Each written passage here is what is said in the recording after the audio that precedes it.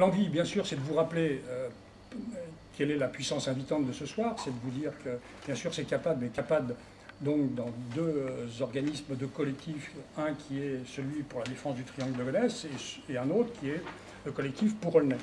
Sachant que nous retrouvons, bien entendu, dans ces deux collectifs, des choses qui sont de même nature, qui tiennent à l'urbanisme, qui tiennent au commerce, qui tiennent à la circulation, et qui tiennent aussi à la position de la société civile que nous représentons en tant que mouvement associatif, et donc dans la situation qui est la nôtre, d'avoir des difficultés majeures en général, sur cette ville en particulier, à être écouté, pour ne pas dire être entendu.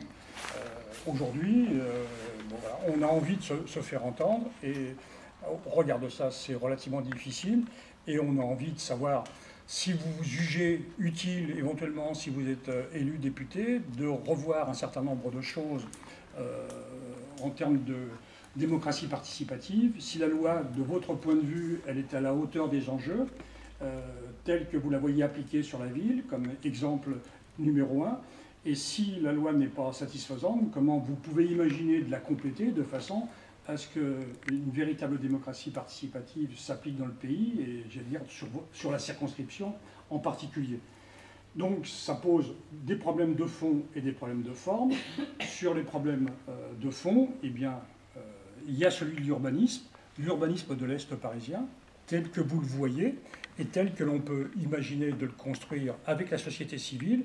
Et le meilleur exemple pour nous, dans l'état actuel des choses, puisque nous avons obtenu à ce qu'il y ait sur cette ville un conseil municipal extraordinaire, c'est de voir si les conditions de la préparation de ce conseil municipal extraordinaire vous satisfait, si la commission préparatoire qu'on nous annonce vous satisfait, ou si vous voyez vraiment, en termes de démocratie, une nécessité à ce qu'on arrive à un conseil municipal de cette nature, dans d'autres conditions de préparation, avec ou sans la société civile. Donc voilà, sur ce questionnement double, mais avec un cas qui n'est pas un cas d'école, qui est un cas spécifique, eh bien, de vous entendre de ce que peut être demain la démocratie sur cette ville, de votre point de vue. Votre point de vue nous intéresse, puisque vous êtes candidat aux législatives du 10 mars et 17 mars 2012 sur la 10e circonscription. Juin. C'est juin. 10 juin. Autant pour moi. Mais on fera les raccords. Enfin, je ne sais pas.